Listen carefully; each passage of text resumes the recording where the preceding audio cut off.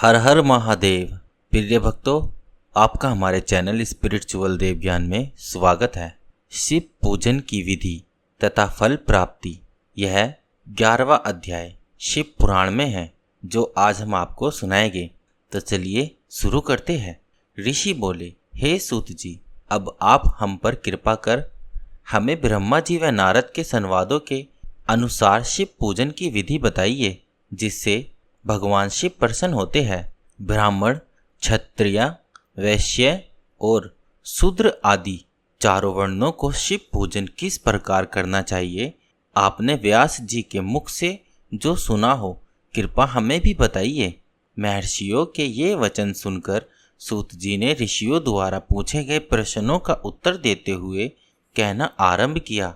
सूत जी बोले, हे मुनीश्वर, जैसा आपने पूछा है वह बड़े रहस्य की बात है। मैंने इसे जैसा सुना है उसे मैं अपनी बुद्धि के अनुसार आपको सुना रहा हूँ। पूर्व काल में व्यास जी ने संत कुमार जी से यही प्रश्न किया था कि फिर अभिमन्यु जी ने भी इसे सुना था और इसे भगवान श्री कृष्ण को सुनाया था। वहीं सब में ब्रह्मा नारद संवाद के रूप में आपको बता रहा हूँ। ब्रह्मा जी ने कहा, भगवान शिव की भक्ति सुखमय, निर्मल एवं सनातन रूप है तथा समस्त मनोवांछित फलों को देने वाली है। यही दरिद्रता, रोग, दुख तथा शत्रु द्वारा दी गई पीड़ा का नाश करने वाली है।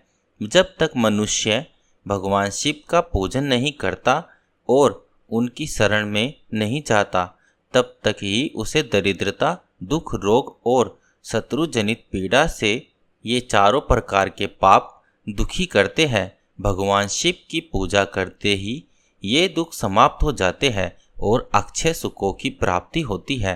वह सभी भोगों को प्राप्त कर अंत में मोक्ष प्राप्त करता है। शिव जी का पूजन करने वालों को धन, संतान और सुख की प्राप्ति होती है। ब्राह्मण, क्षत्रिय, वैश्य और शूद्रों को सभी कामनाओं तथा प्रियजनों की सिद्धि के लिए विधि अनुसार पूजा उपासना करनी चाहिए। ब्रह्म मुहूर्त में उठकर गुरु तथा शिव का स्मरण करके तीर्थों का चिंतन एवं भगवान विष्णु का ध्यान करे। फिर मेरे स्मरण चिंतन करके स्तोत्र पाठ पूर्वक शंकर जी का विधि पूर्वक नाम ले। तत्पश्चात उठकर शौच क्रिया करने के लिए दक्षिण दिशा में जाए तथा मल मूत्र त्याग करे। ब्राह्मण गुदा की शुद्धि के लिए उसमें 5 बार शुद्ध मिट्टी का लेप करे और धोए। क्षत्रिय 4 बार, वैश्य 3 बार और शूद्र 2 बार यही कर्म करे। तत्पश्चात बाएं हाथ में 10 बार और दोनों हाथों में 7 बार मिट्टी लगाकर धोए। प्रत्येक पैर में 3-3 बार मिट्टी लगाए। स्त्रियों को भी इसी प्रकार कर्म करते हुए शुद्ध मिट्टी से हाथ पैर धोने चाहिए।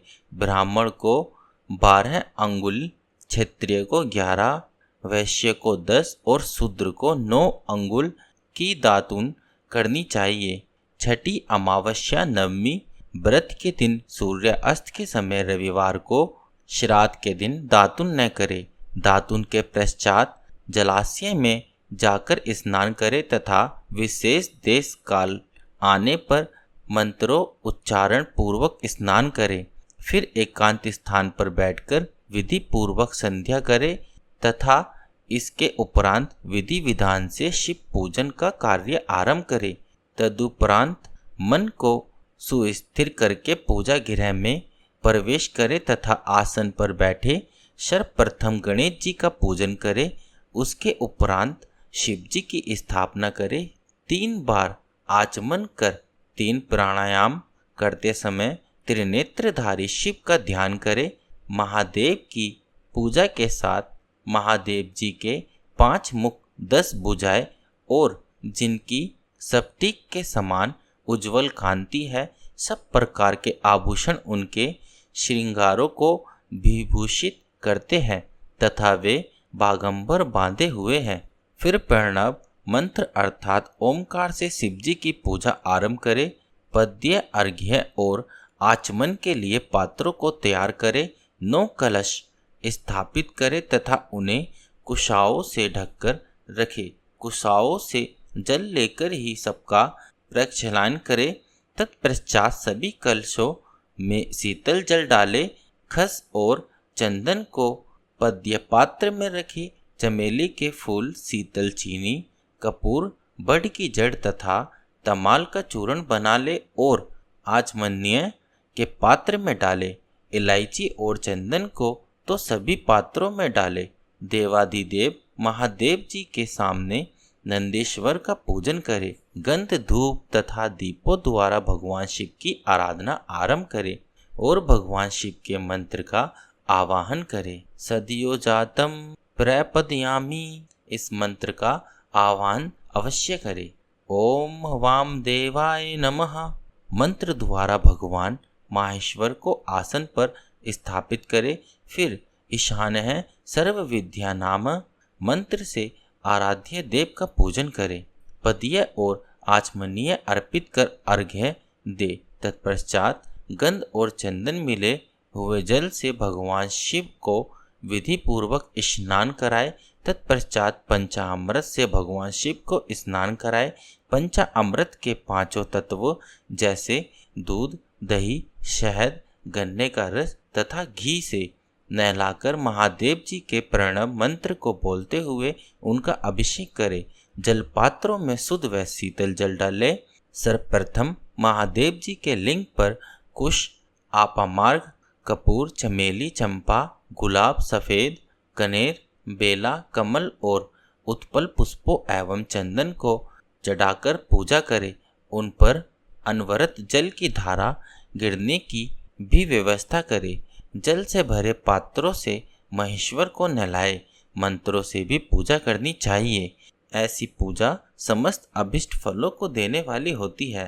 पावमान मंत्र, रुद्र मंत्र, नील रुद्र मंत्र, पुष्प सूक्त, श्री सूक्त, अथवर्षिस मंत्र, शांति मंत्र, भारूड मंत्र, स्थंत्र समास, मृत्युजय मंत्र एवं पंचाक्षर मंत्रों से पूजा करे। शिवलिंग पर 1 सहस्त्र या 100 जल धाराएं गिराने की व्यवस्था करे। स्फटिक के समान निर्मल, अविनाशी, सर्वलोकमय परम देव जो आरंभ और अंत से हीन तथा रोगियों के औषधि के समान है, जिन्हें शिव के नाम से पहचाना जाता है एवं जो शिवलिंग के रूप में विख्यात है, उन भगवान शिव के मस्तक पर धूप, दीप, नैवेद्य और तांबूल आदि मंत्रों द्वारा अर्पित करे। अर्घ्य देकर भगवान शिव के चरणों में फूल अर्पित करे। फिर महेश्वर को प्रणाम कर आत्मा से शिव जी की आराधना करे और प्रार्थना करते समय हाथ में फूल ले भगवान शिव से क्षमा याचना करते हुए कहे, हे कल्याणकारी शिव, मैंने अनजाने में अथवा जानबूझकर जो जप तप पूजा आदि सत्कर्म किए हो, आपकी कृपा से वे सफल हो। हर्षित मन से शिव जी को फूल अर्पित करे। सुवस्थित वाचन कर अनेक आशीर्वाद ग्रहण करे। भगवान शिव से प्रार्थना करे कि प्रत्येक जन्म में मेरी शिव में भक्ति हो तथा शिव ही मेरे शरणदाता हो। इस प्रकार परम भक्ति से उनका पूजन करे।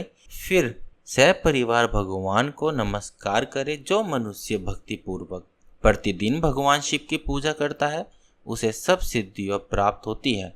उसे मनोवांछित फलों की प्राप्ति भी होती है। उसके सभी रोग, दुख, दर्द और कष्ट समाप्त हो जाते हैं। भगवान शिव की कृपा से उपासक का कल्याण होता है।